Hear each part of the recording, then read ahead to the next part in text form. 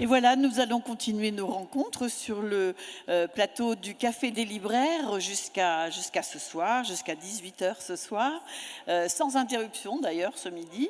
Et je suis heureuse d'accueillir pour la première fois Élodie Bonafou qui vient de la librairie Arcane à Châteauroux, qu'elle a reprise il y a 11 ans je crois.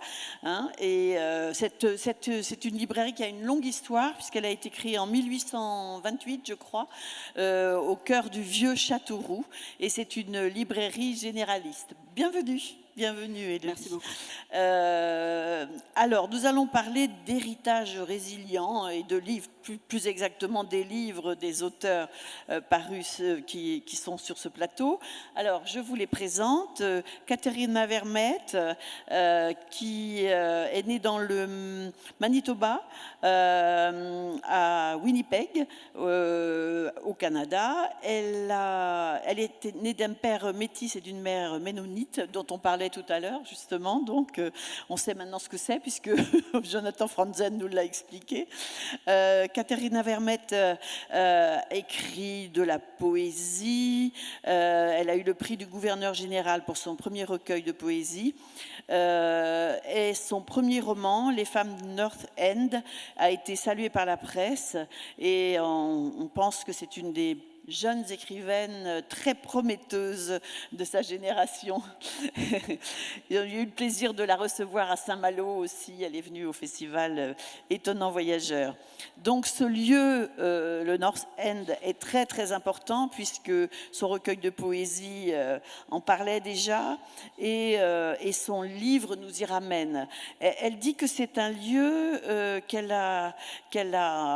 auquel elle essaye d'échapper depuis longtemps. Mais maintenant, elle a compris que, non, qu'elle ne voulait ni ne pouvait aller nulle part ailleurs. Je crois qu'elle a enseigné en maternelle, je crois. Elle a animé des ateliers d'écriture. Elle s'occupe de l'alphabétisation aussi. Enfin bon, elle est très impliquée dans la vie. Et elle va nous parler des femmes du North End, paru chez Albin Michel en avril 2022 et traduit par Hélène Fournier. À côté d'elle, Michel Jean. Alors, Michel Jean, je n'ai pas eu le temps de lui demander comment on prononçait Inou de Matsuyach.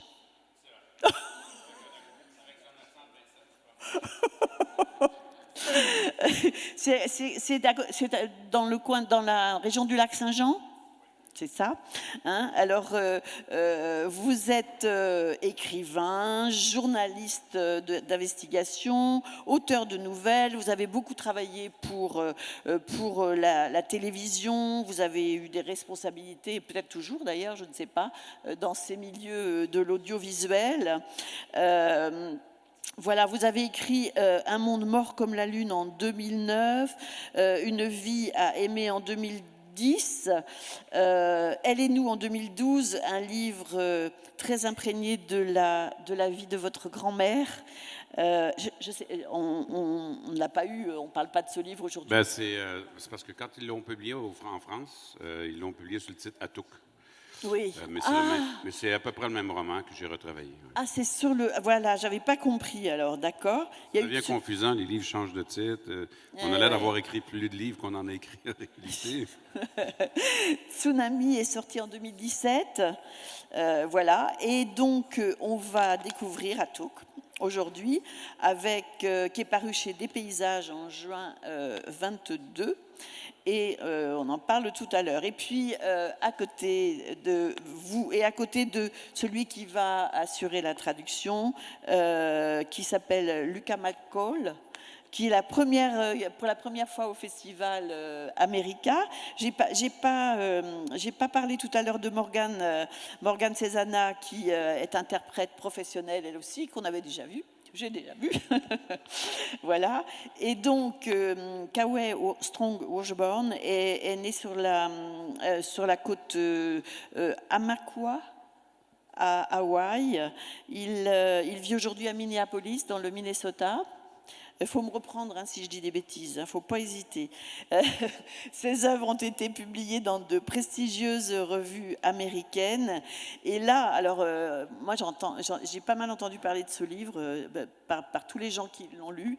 Il s'intitule Autant des requins et des sauveurs. Il est paru chez Gallimard en août 21. Il est traduit par Charles Recourcé. Et il a reçu le prix PEN Hemingway en 2021. Et ben voilà, il a l'air super intéressant, mais ça, grâce à Élodie, on va en savoir beaucoup plus.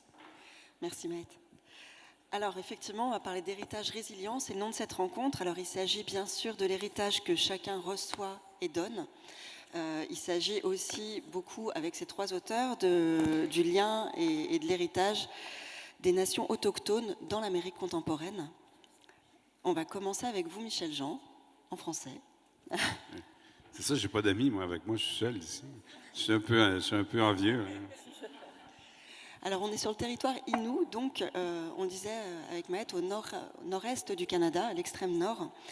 Et puis, dans ce roman, deux personnages vont se répondre de chapitre en chapitre. Alors, on va revenir sur le terme de roman. Mais en tout cas, dans ce livre, deux personnages se répondent et parlent de leur parcours et de leur lien à la terre de leurs ancêtres. Alors, d'abord, Jeannette, alias Hirondelle. Alors, je ne prononcerai pas son nom en langue Innu, vous le ferez mieux que nous. Elle est née, elle a grandi dans la forêt, elle a connu la vie nomade, traditionnelle, enfin en tout cas en très grande partie traditionnelle.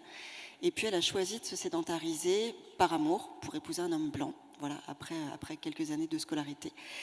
Et puis parallèlement à son récit, on a celui de son petit-fils, un certain Michel Jean, que l'on découvre à l'enterrement de sa grand-mère. Et une de ses cousines, si je ne me trompe pas, lui dit qu'elle voit l'Indien en lui et qu'on reconnaît toujours l'Indien en lui. Et lui va continuer de s'interroger tout au fil du livre sur cette part de l'Indien en lui et sur le sens que ça a, non seulement pour lui, mais pour la société canadienne aujourd'hui. Mais donc, avant d'aller plus avant, moi, j'aimerais vous interroger sur la part de romanesque dans ce livre. Est-ce que c'est un récit? Est-ce que c'est un roman? Oui, mon éditrice à l'époque avait dit « Ah, c'est un récit. » Pour moi, ça restait un roman. Comme vous le dites, le livre est à deux voix. Là. Il y a les chapitres lui, il y a les chapitres elle. Quand c'est elle, c'est ma grand-mère, Jeannette Siméon, qui a son 100e anniversaire de naissance. Elle est morte à presque 102 ans. Preuve que vivre en forêt ne va pas vous tuer et vous pouvez vivre très vieux. Elle revit sa vie, en fait, parce que toute sa famille, pour la première fois, est réunie devant elle. Et donc, à travers son récit, on vit sa naissance, on vit la vie en territoire et puis la rupture quand... en fait, elle ne choisit pas vraiment, elle tombe en amour avec quelqu'un, puis cette personne-là est moitié Innu, moitié blanc, mais a un statut blanc pour une raison compliquée. Donc, la loi sur les Indiens fait en sorte qu'elle est expulsée de la réserve, donc se retrouve à vivre dans une ville où on est les seuls autochtones dans toute la ville.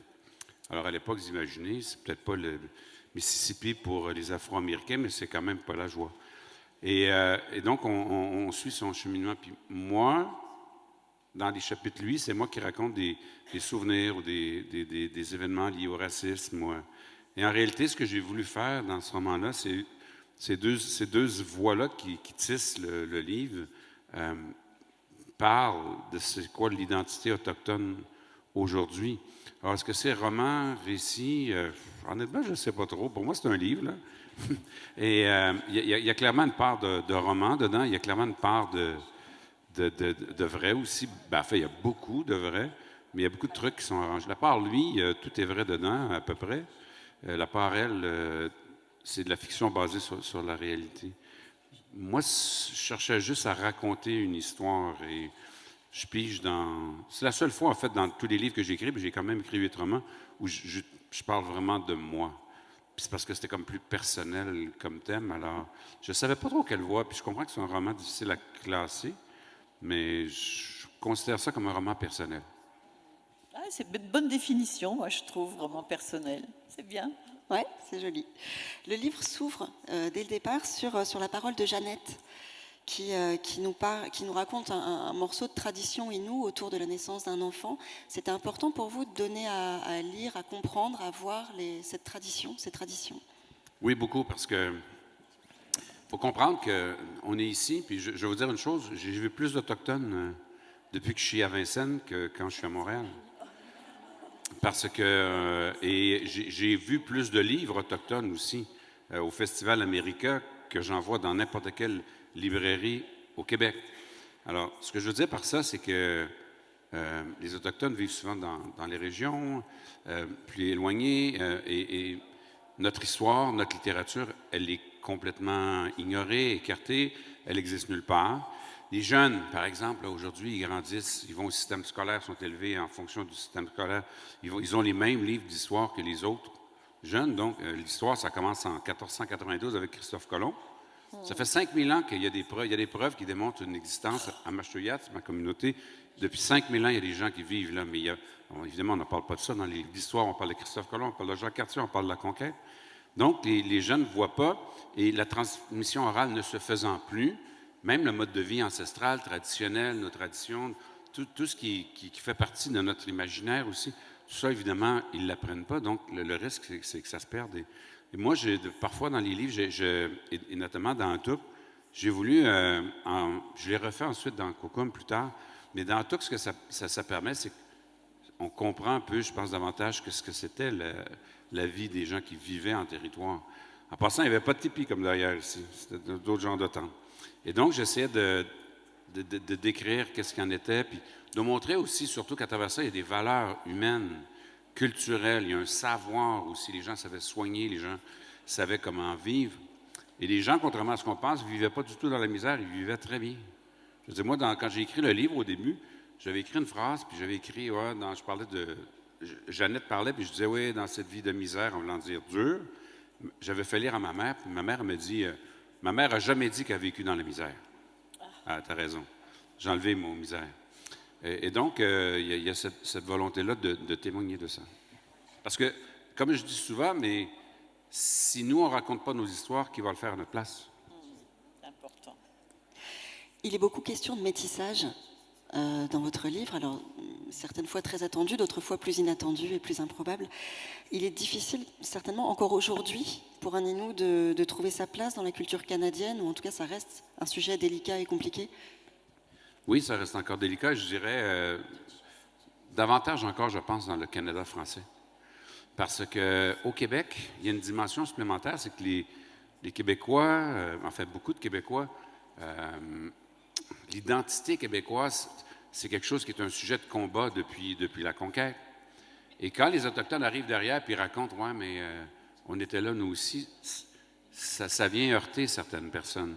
Ça, c'est moins présent au Canada anglais, je pense. Je vous donne un exemple. Au Canada anglais, on fait couramment, on appelle ça une reconnaissance de territoire. Avec un événement comme ici, par exemple, vous auriez dit nous reconnaissons que l'événement va se tenir sur le territoire non cédé de telle nation où on est.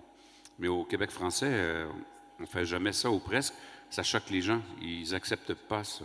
On l'a fait l'an passé, l'équipe de sport l'a fait, puis ça a été dans les nouvelles pendant une semaine. Le premier ministre s'en est mêlé pour dire que Montréal n'était pas un territoire autochtone, qu'il n'y avait pas d'Autochtones à Montréal quand on a créé la ville. Alors, vous voyez, donc, cette dualité-là, elle est là. Puis être autochtone, la difficulté, c'est que les gens ont souvent l'impression que les Autochtones ont des privilèges. Parce qu'en vertu de la loi sur les Indiens, si tu travailles sur une réserve, tu ne payes pas d'impôts et tu ne payes pas de taxes. Mais il n'y a pas d'usine sur les réserves, il n'y a pas personne qui travaille sur une réserve. Puis moi, je peux vous montrer mon rapport d'impôt, je paye beaucoup d'impôts et de taxes. Mais les gens ont souvent cette impression-là.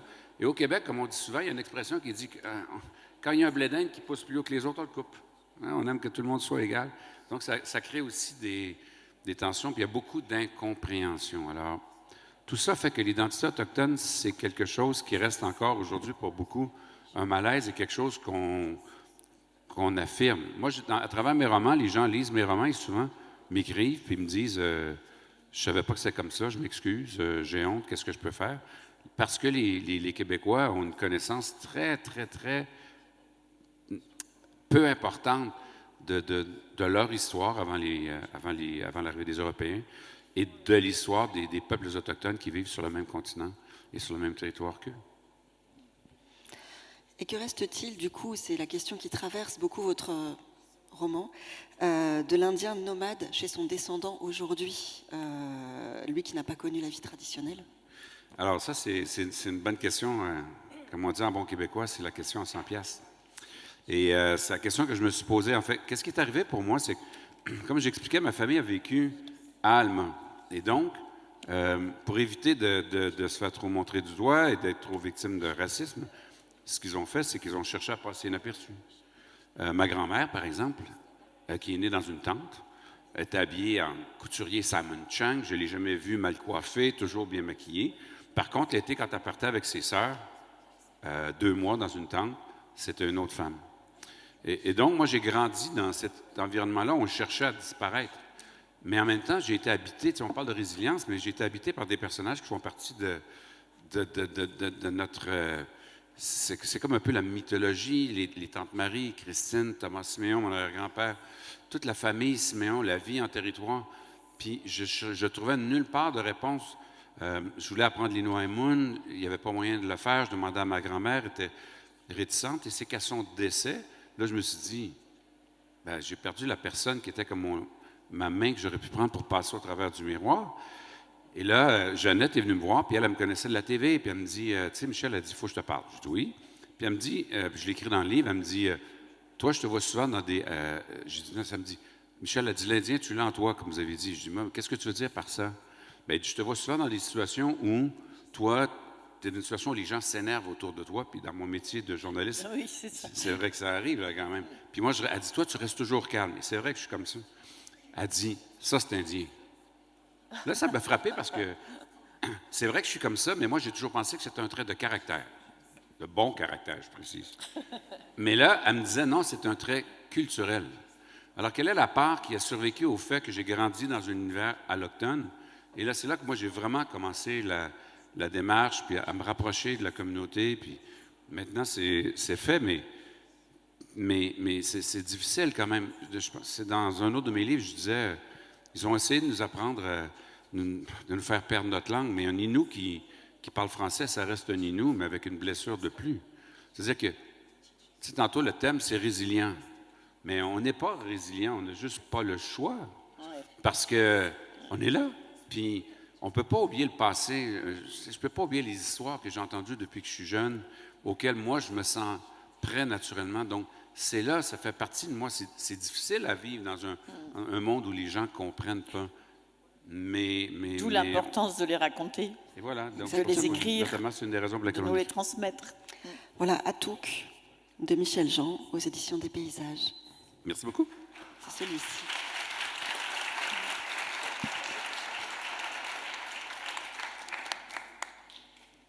On va traverser le nord de l'Amérique, du nord au sud, de l'est à l'ouest, pour partir à Hawaï, avec Kawai Strong Washburn et son ébouriffant roman Au temps des requins et des sauveurs, donc paru en France l'année dernière, chez Gallimard.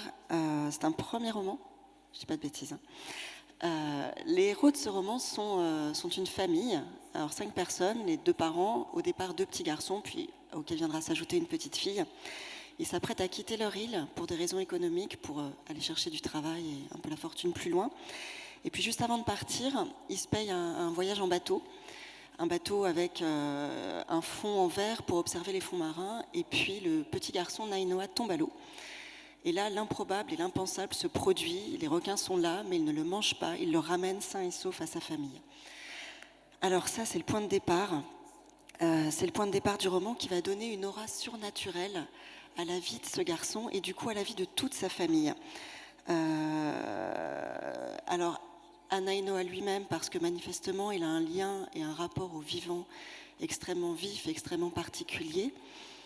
À ses frères et sœurs, parce qu'ils vont grandir toujours dans l'ombre de ce frère différent et considéré comme différent par tous, mais également par leurs parents. Et puis pour les parents de Nainoa, qui sont, eux, au-delà de l'intérêt de ce garçon un peu particulier, sont à peu près convaincus qu'il a des pouvoirs extraordinaires et qu'il est voué à un destin extraordinaire de sauveur d'Hawaï, de ses traditions, de ses terres.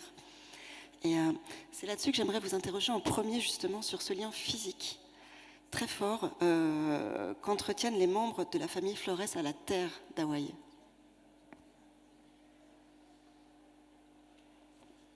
Yeah, for me, that was one of the themes that emerged as I wrote the novel. I didn't know at the beginning that it would be something I would speak about, but growing up in the islands, I experienced a lot of natural splendor, and it became a part of who I was.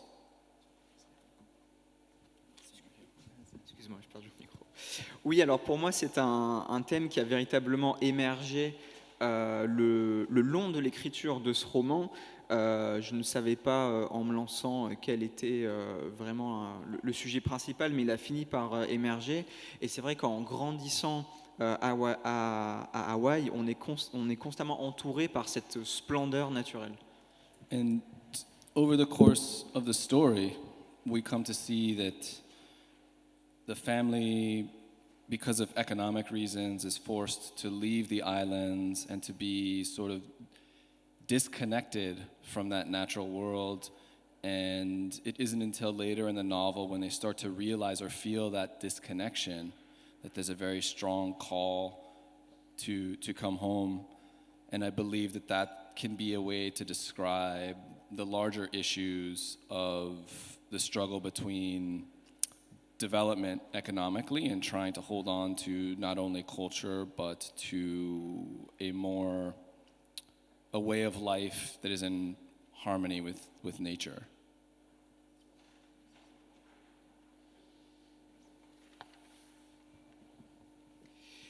Et donc tout au long de l'histoire, on voit cette famille qui est contrainte d'émigrer pour poursuivre des opportunités économiques et qui finit par perdre un peu cette connexion avec la nature. Et c'est beaucoup plus tard dans le roman où c'est cet appel fort qui se fait ressentir chez les personnages et qui les pousse à rentrer à la maison. Et je pense que ce qui en ressort, c'est cette illustration de la tension entre le développement économique et une vie plus en harmonie avec la nature. On parle d'un lien physique et charnel très fort avec l'île, mais en même temps un lien difficile parce que la question de l'exil n'est jamais très loin pour vos personnages.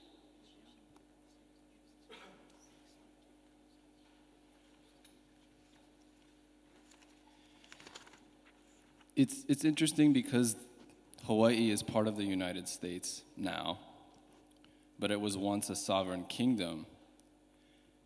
And it's so different culturally, in my experience, from the rest of the United States that it's this strange situation of politically you're part of the United States, and yet culturally it feels almost like it's its own country.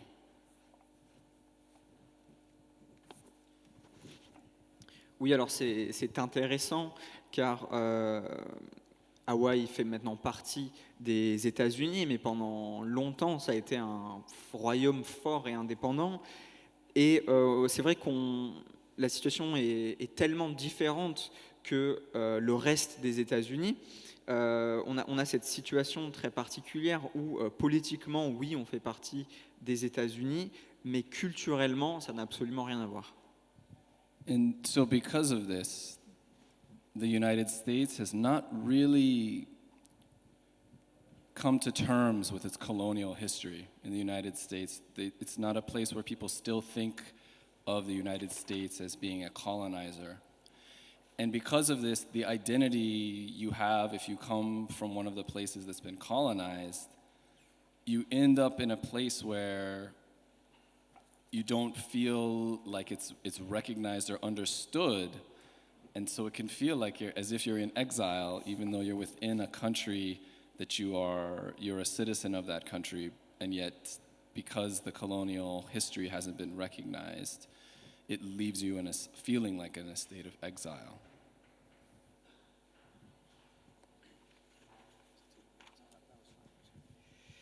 Et je pense que les États-Unis doivent regarder leur histoire coloniale en face. C'est quelque chose qui n'est pas beaucoup mentionné, cette histoire coloniale des États-Unis. Et je pense que c'est pour cela que vu que notre identité en quelque sorte n'est pas reconnue comme celui d'une ex-colonie américaine, eh bien on a du mal à comprendre ce que l'on ressent, et parfois on se sent un peu exilé en arrivant aux États-Unis, car cette situation n'est pas pleinement reconnue par les personnes.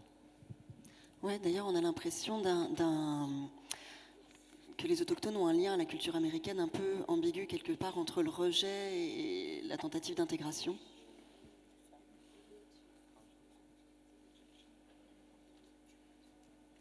Yes, exactly.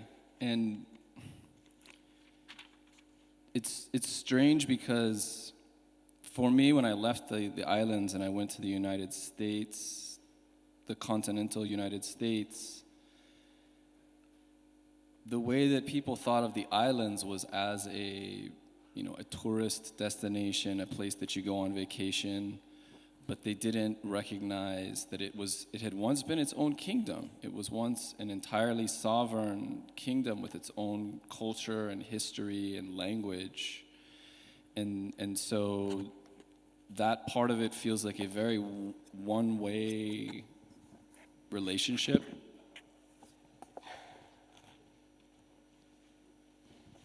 Oui, exactement. Et c'est vrai que c'est particulier quand j'ai quitté les îles pour rejoindre les États-Unis, en tout cas la partie continentale des États-Unis.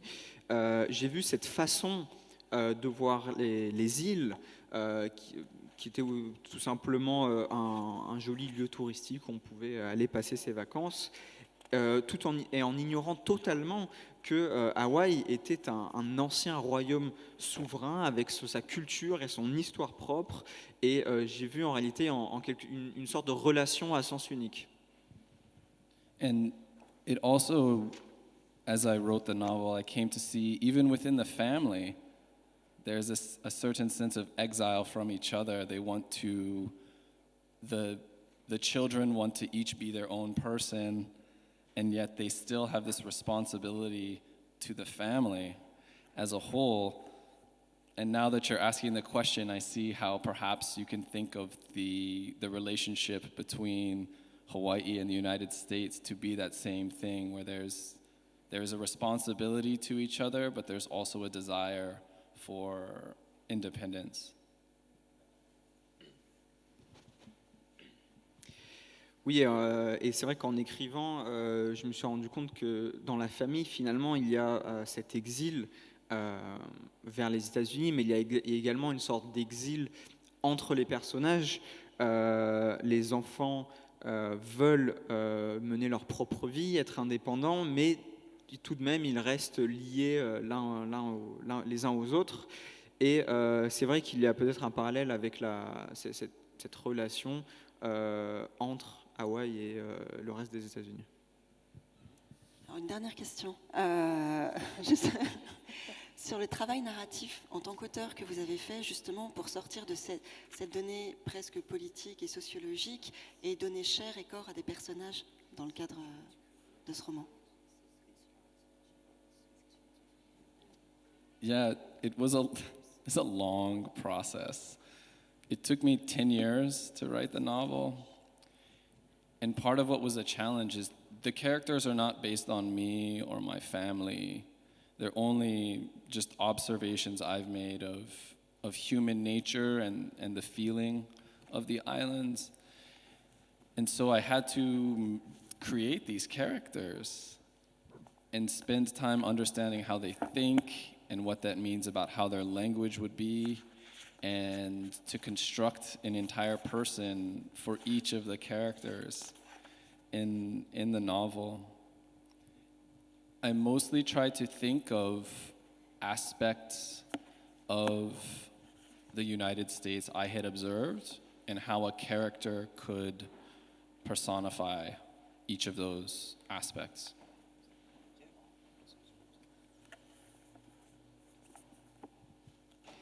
Alors oui, c'est un très long procédé, la création de ces personnages. J'ai mis 10 ans à écrire ce roman, et je pense que Alors déjà, ces personnages ne sont pas basés sur moi ou sur des personnes que je connais. Et mon objectif, donc j'ai passé beaucoup de temps à créer ces personnages, comment est-ce qu'ils parlent, comment est-ce qu'ils se comportent, et donc c'est comme ça que j'ai construit les personnages un à la fois en quelque sorte, et j'ai essayé d'établir un lien entre ce que j'observais de la situation aux États-Unis et comment est-ce que chaque personnage interagissait avec les différentes facettes, les différents éléments de la vie américaine. Bien, merci beaucoup. C'est Autant des requins et des sauveurs de Kawai Strong Washburn.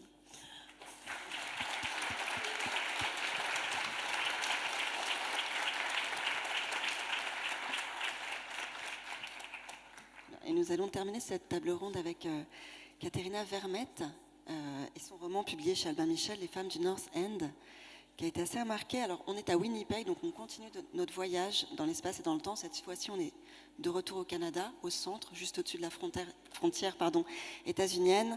Le North End, c'est un quartier très défavorisé, si je ne dis pas de bêtises. Et on y rencontre Stella, une jeune femme d'origine amérindienne qui a épousé un blanc, qui assiste depuis sa fenêtre à une agression un soir extrêmement violente. Ça, c'est le point de départ, véritablement le point central et le point de départ du livre.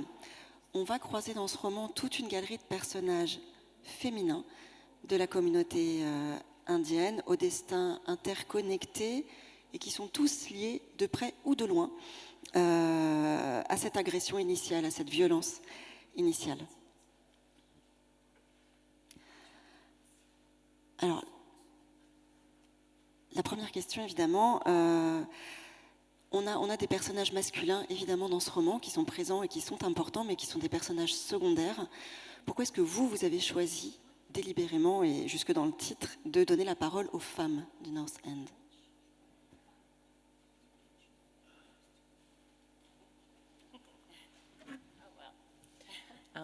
Bonjour, Anine, Tansei. I come from Winnipeg, which is very much in the middle of North America, and my people are the Mitzi people, the Michif people, and the women in the book are of my nation. We are many things, but one of the things we are, I think most notably for the text of the book, is we are a matriarchal society, and this idea of my people, not all indigenous nations, but my people specifically. The Anishinaabe and the Innu and the Métis are quite matriarchal in practice. So part of what I wanted to convey in the book is that idea of women's empowerment and how sometimes as it bashes against colonial structures and the systems that are opposing us, that is often challenged. But that and that is often challenged by some of the women in the book because they have estrangements from the men in their lives for various reasons. They have a certain mistrust due to past traumas, but they're playing with that inherent power they have, but also for a world that sees them as not powerful.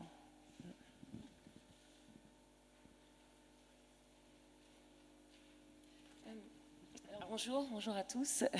Alors oui, moi je viens de Winnipeg et c'est vraiment dans la partie centrale de l'Amérique du Nord.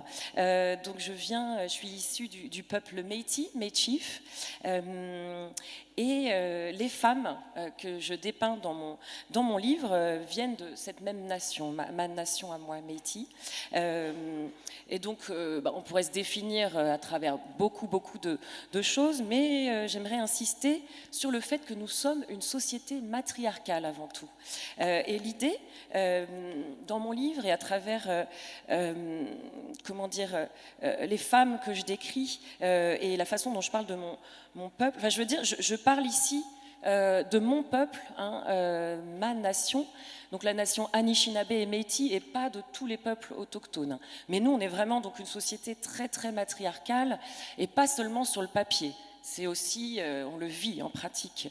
Et moi, ce que j'ai eu envie de véhiculer à travers mon livre, c'est cette idée que dans cette société matriarcale, eh bien, les femmes sont amenées à prendre le pouvoir, à s'émanciper par exemple eh bien, du système colonial qui a été imposé à nos peuples et eh bien, auquel on se heurte constamment. Et ces valeurs coloniales, cette violence coloniale et patriarcale est très souvent mise à mal et malmenée par les personnages féminins dans mon livre.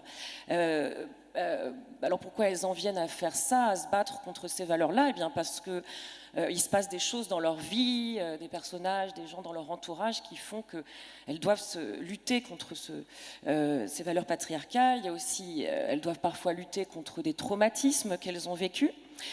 Et donc moi j'ai eu envie de jouer avec cette notion de toute cette force intrinsèque dont nous avons hérité, nous les femmes de ma communauté, et qui en même temps est paradoxalement et cherche à se déployer dans une société eh bien, qui ne reconnaît pas cette force, cette puissance que nous avons. On a le sentiment effectivement que ce sont ces femmes qui maintiennent le lien à la culture d'origine.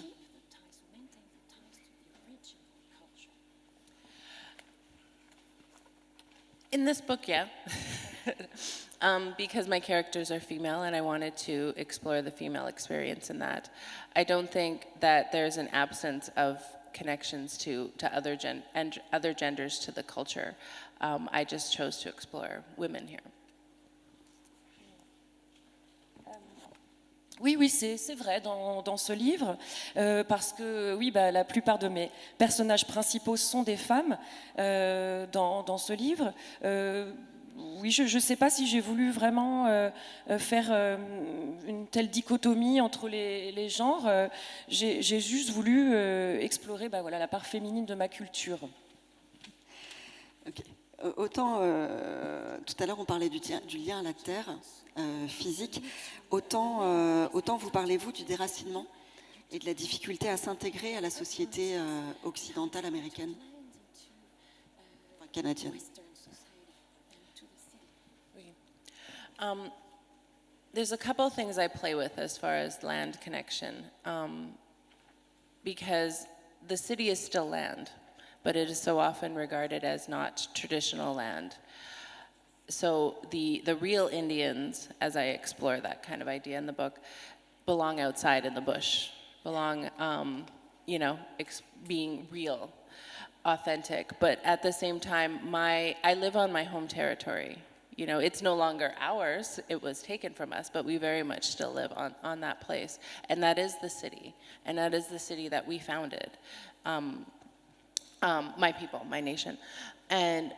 So it's very much my home base, but it's very much the city. So it plays against those ideas, because it is still a natural place. It is still a place of rivers and trees. Cities are still land, and there's still a place you're connected to, even though sometimes that doesn't feel good enough.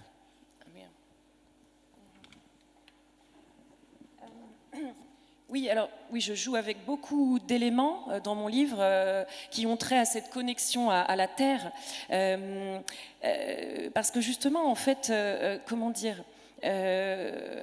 livre, il se passe dans la ville, en plein cœur de la ville, du North End, et c'est des endroits qui sont très souvent qui ne sont pas vus comme bien des lieux de tradition, des lieux traditionnels.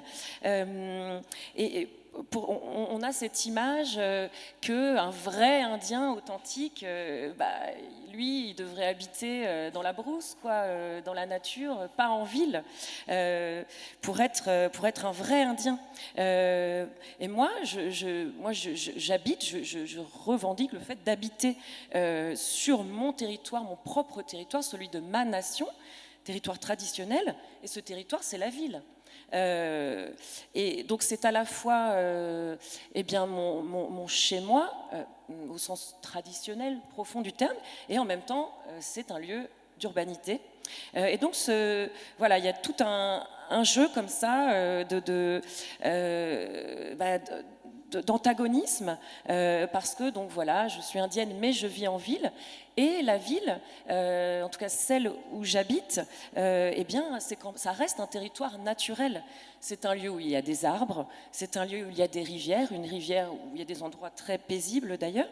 C'est un lieu qui, à bien des égards, est connecté à la nature, même si, selon certains, il n'est pas assez bien connecté à la nature. Vous, à la fin de votre livre, vous remerciez la communauté des auteurs autochtones qui écrivent donc également sur les nations indiennes. Je pense que c'est votre cas aussi. C'est un mouvement littéraire, véritablement pour vous, une manière différente d'écrire et de faire de la littérature.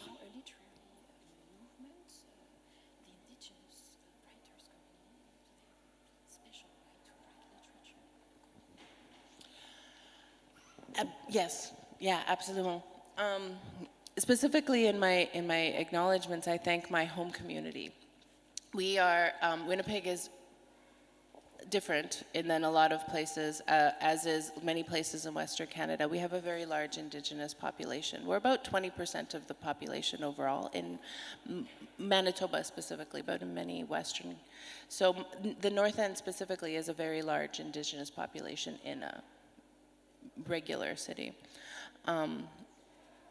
So I thank the many communities and the many nations that are represented in my communities, and I grew up alongside many different nations, in addition to Michif Nation.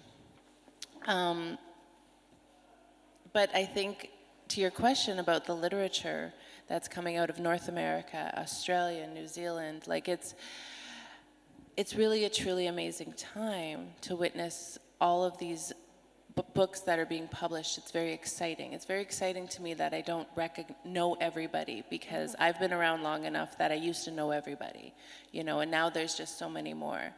But I think it's also important to recognize that we've always been writing, and my aunties and uncles, our aunties and uncles, and for generations we've been writing, only no one published us. And there's many examples of my generation even, and generations before, fighting to get published and recognized for the work that they were doing. Lee Miracle is a wonderful example. Beatrice Mosinier is another example. Both of those are my Canadian matriarchs. Josephine Bacon is another one who fought to get her voice heard. And I love her. And that's a very recent. So it's changed. It's wonderful. I love seeing all this. I love being in France with so many of my cousins and my relations.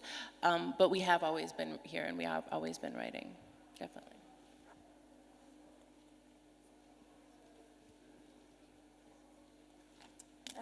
Oui, absolument.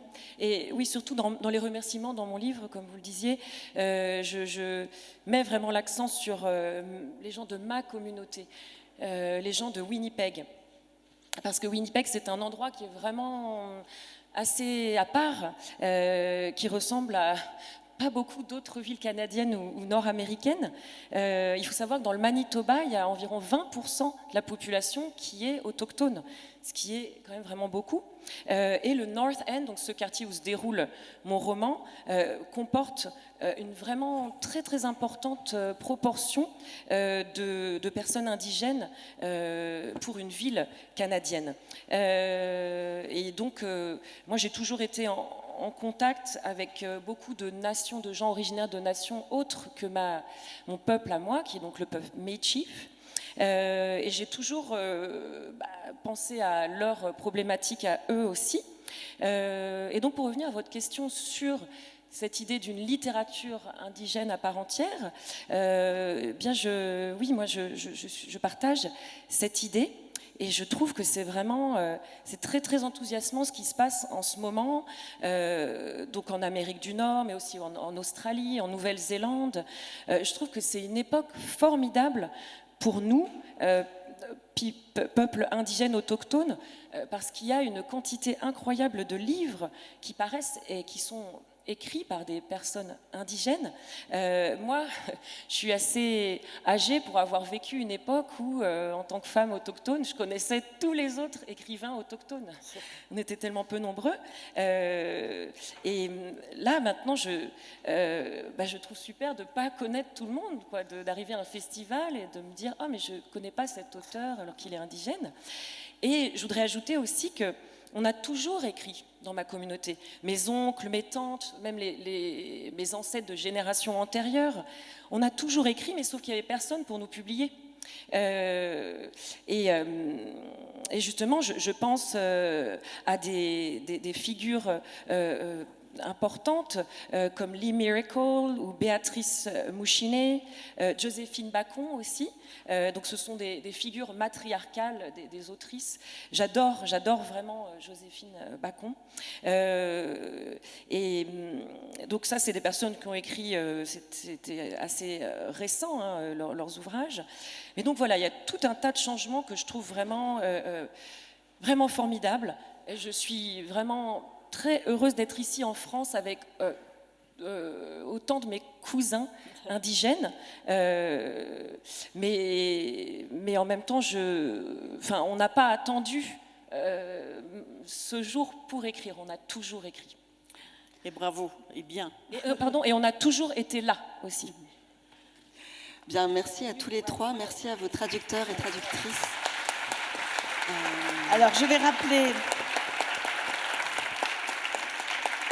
Alors, je regarde toujours les dédicaces, moi j'aime bien, et la dédicace de K.O. Strong, c'est à mamie qui faisait 150 km aller-retour pour m'emmener acheter le dernier tome de la série. Donc, en fait, cette mamie lui a donné le goût de la lecture, je pense. Et puis, Katharina Vermette, c'est un livre choral aussi. Hein. Il y a plusieurs voix de femmes que l'on entend, puisque l'histoire est racontée par plusieurs femmes différentes. Eh bien, ce livre aussi est dédié à sa mère et à toutes celles et ceux qu'ils ont perdus, qui ont été perdus. Et puis, Michel Jean. Donc, j'ai pas reprécisé Katharina Vermette, son livre paru chez Albin Michel en avril 22, a été traduit par Hélène Fournier. Je n'ai pas dit que pour K.O. Strong-Washburn, il a été traduit par Charles Recourcé, paru en août 21 chez Gallimard, et le livre de Michel Jean est paru chez Des Paysages, il s'intitule Atuk, et lui il nous parle de sa grand-mère, de l'importance des mères et des grands-mères. Merci à vous tous.